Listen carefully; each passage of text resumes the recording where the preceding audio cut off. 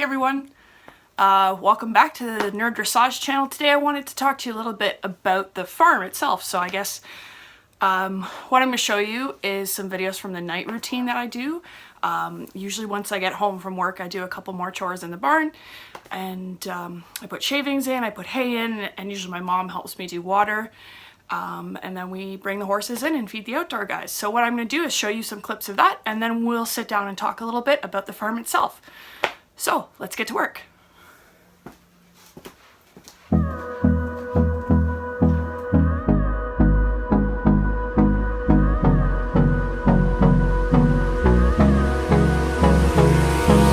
Hold me close till I get up. Time is barely on our side.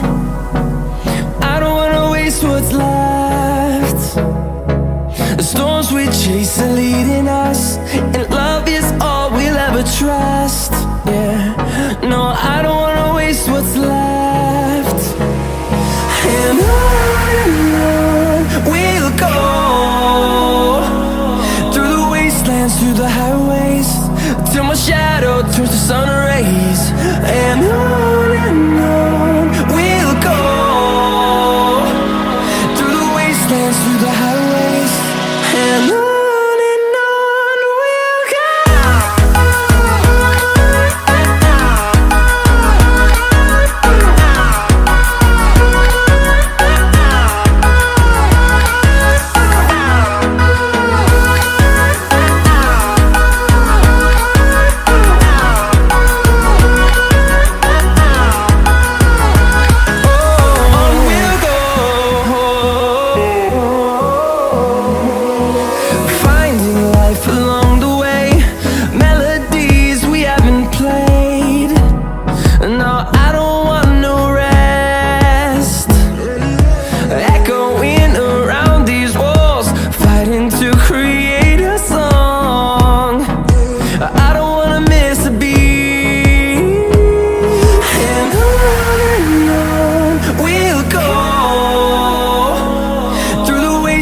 Through the highways, till my shadow turns to sun rays.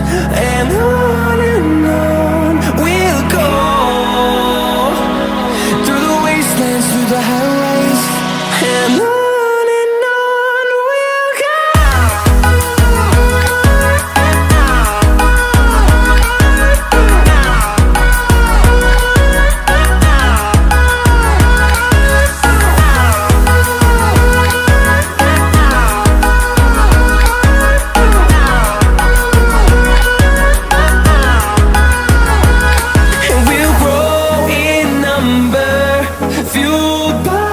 See the horizon, turn us to thousands, and we'll grow in number.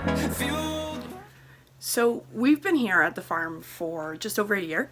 I managed to somehow convince my parents that they should sell both the houses they owned, so the one I was renting from them and the one they lived in, and that we should buy a farm together. Kind of a crazy idea. Still don't know how I managed to convince them to do it, but I did. And so we've been here, as I said, since October of 2016. It's now March of 2018, so it'll be, we're in the second year now.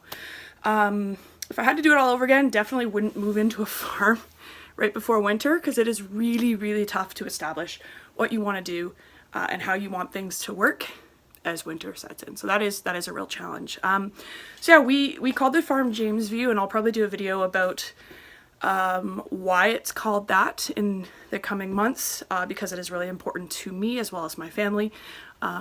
We do have quite a reason why that name is so important to us. So it is Jamesview. I run Jamesview Dressage out of Jamesview Farm. Just a really, really small boarding program, little training program. I do teach lessons too, both at the farm here and in the community I will travel. So yeah, we've got 10 horses on the property right now.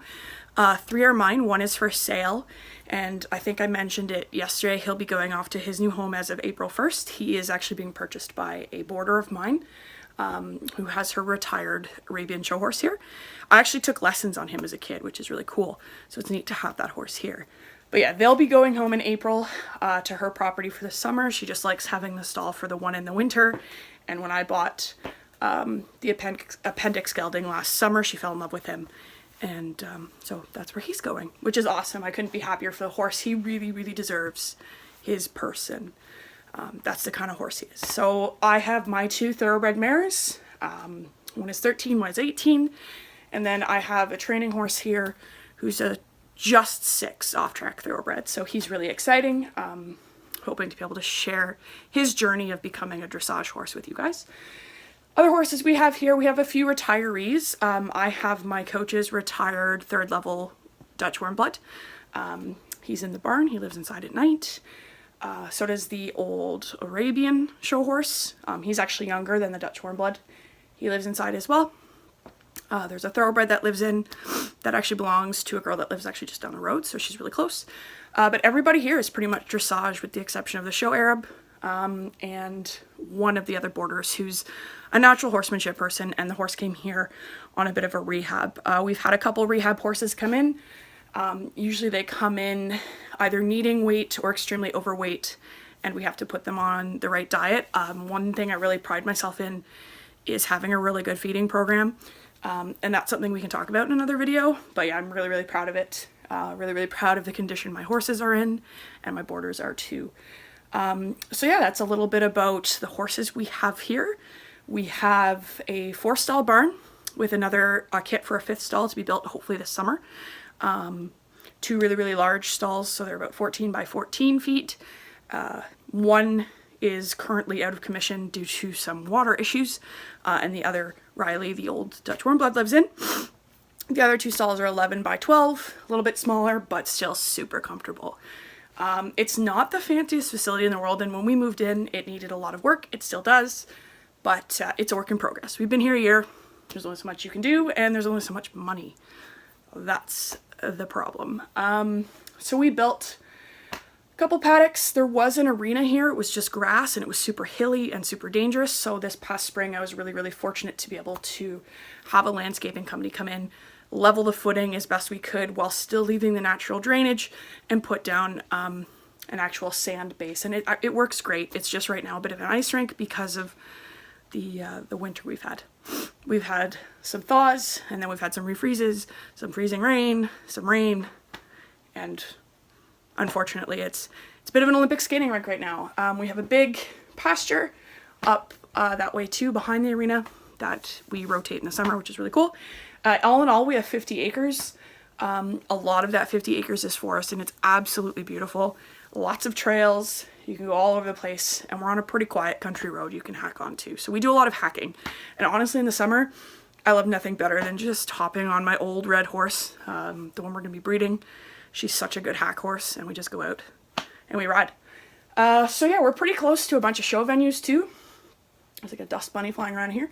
So we're able to either pack up in my trailer or pack up in a boarder's trailer and go to shows. We try to go together. There's a show venue super close, literally 10 minutes down the road. We actually hosted a show there last year. It was super, super successful. Shout out to all of the people who sponsored that show, including Steven from Solo, Zandona, who's behind me. They make amazing leg protection for horses. It was just a really, really good experience. So we'll probably do that again. And yeah, we're close to some of the rated venues for dressage as well. I'm actually on the board of directors for our regional CADORA, which is the Canadian Association of Dressage Owners and Riders. And we run bronze, silver, gold, so rated shows. So we're really close to those too. It's a great spot in that way. As I said, it's not fancy. You can see that. It's not fancy, but we make it work. Everybody's happy, and that's really all we can ask for. Construction plans for this year. So right now I'm in the tack room, which when we moved in was just a really, really big workshop. There's 2 workshops. There's one behind me in the room over here. You can hear a chicken being weird. They're so weird. So there's another workshop over there. And then this room extends further this way as well, but we've built a half wall to make it a tack room. The plan is to sort of clean out the tools that were left by the previous owner, finish doing that, and expand my kit saddles for county into here. And then the other room behind me, will be for the store. It's actually going to be a showroom for the Piaf shop, so I'm really excited for that. We're actually going to renovate it completely, do a bunch of shelves, all that other stuff. We're also looking at purchasing a trailer for a mobile unit. That's sort of in the works right now. If we can manage it, we will, and then getting that renovated too. Other stuff this year, we want to fix the drainage problem. One thing you never think about when you buy a property unless you've dealt with it before is drainage, and that's something we're going to have to deal with. The dogs are about to come, so I'm going to close the door.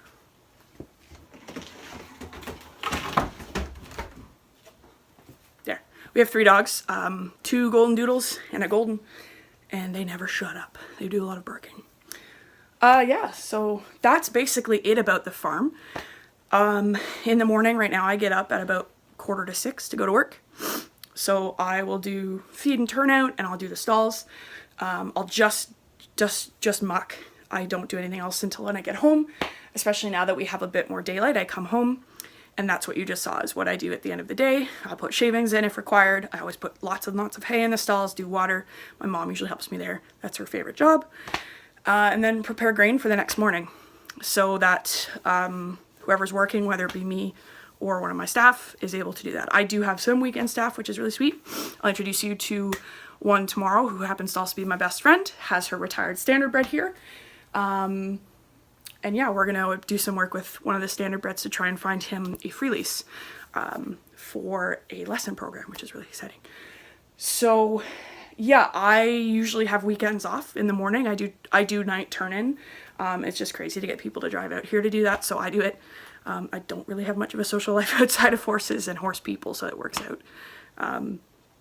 So yeah, that's about it about the farm. So hopefully that's a little bit more entertaining than just yesterday, and we will tomorrow film some riding.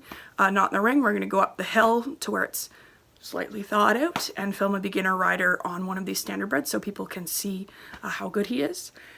And yeah, maybe I'll hop on the training horse and give him a run around up the top of the hill and see how he is in a new place. So cool. Thanks, guys. Have a great night, and we will talk to you tomorrow. Peace.